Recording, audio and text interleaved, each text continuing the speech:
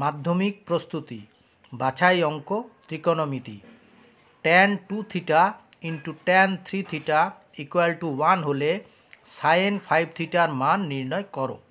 আচ্ছা দেখো অঙ্কটা করেছি, tan 2 theta into tan 3 theta equal two 1।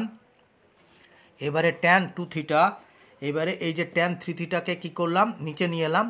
কারণ কি, এটা এখানে এটা গুণের আকার আছে, এটা ভাগের আকারে এলো, ঠিক আছে, তার মানে কোনাকুনি গুণ করলে এটাই হবে।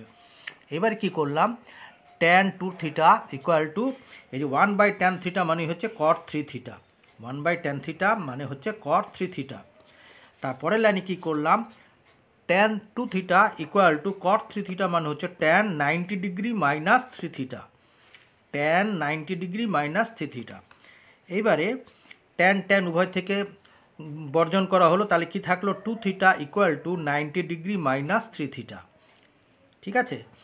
অর 2 থিটা মাইনাস এই যে সমান চিহ্নের ডান দিকের মাইনাস 3 থিটা, এদিকে সমান চিহ্নের বাম দিকে হলো প্লাস, হ্যাঁ, ইকুয়াল টু, আর এটা ডান দিকে 90 ডিগ্রি রইল, তাহলে কত হলো 5 theta equal two 90 degree.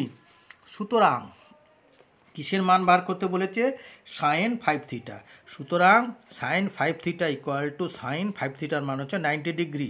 Direct এখানে বসিয়ে দিলাম, সাইন লিখলাম 5 থিটা 90 ডিগ্রি। এবার সাইন 90 ডিগ্রির মান হচ্ছে 1, ঠিক আছে। আচ্ছা।